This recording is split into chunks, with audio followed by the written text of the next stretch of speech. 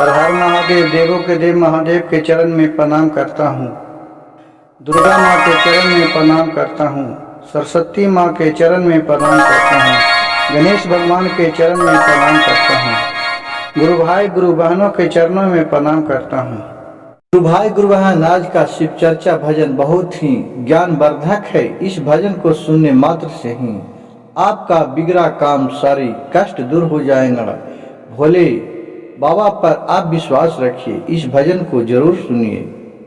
माया के मोटरिया एक दिन हाथवा से छूटी, एक दिन जाए के परी, एक दिन जाए के परी।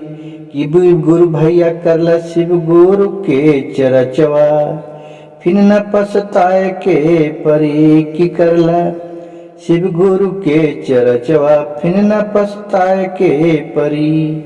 कि माया के मोटरिया एक दिन हथवा से छूटी, फिर पछताए के परी। कि गुरु बहना फिर पछताए के परी।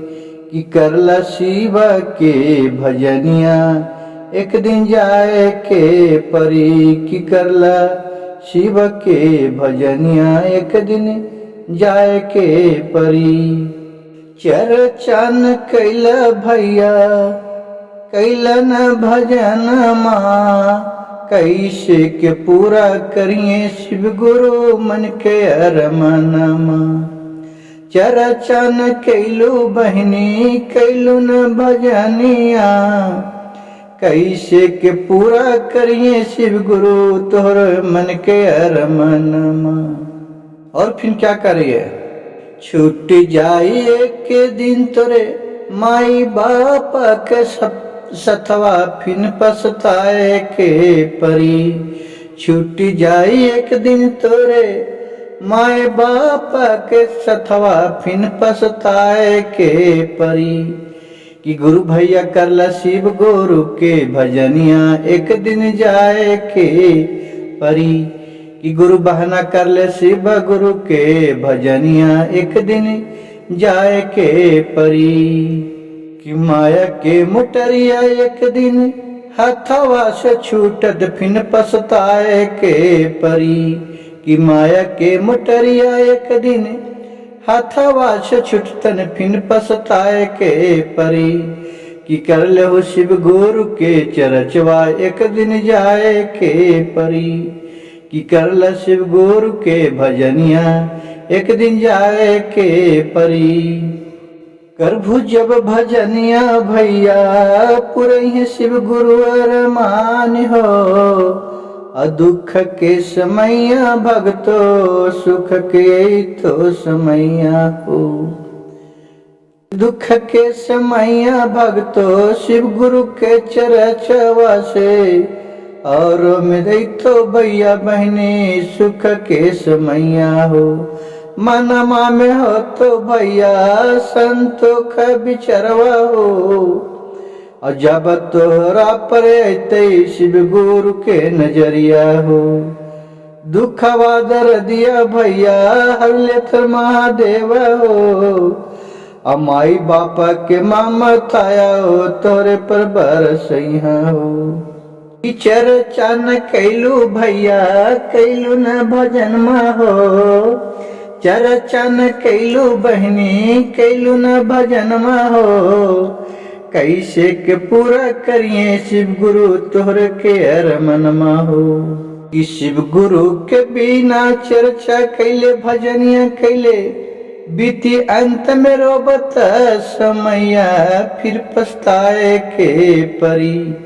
कि फिर पछताए के परी। कि करला शिव गुरु के भजनिया, एक दिन जाए के परी। कि माया के मोटरिया एक दिन हाथवा से छूटतो, फिर पछताए के परी। कि माया के मोटरिया एक दिन हाथवा से छूटी, फिर पछताए के परी। कि करला बहनी शिव गुरु के भजनिया, एक दिन जाए के परी। कि करला शिव गुरु के भजनिया, एक दिन जाए के डूबी जब बीच भंवर में नैया, शिव गुरु पर लगई हैं। औ बन के खेवैया वो नैया के खेबत पर लगई हैं। कि करला शिव गुरु के भजनिया बहना, एक दिन जाए के परी।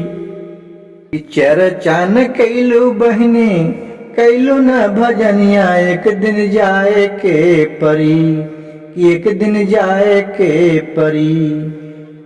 करला शिव गुरु के भजनिया, एक दिन जाए के परी।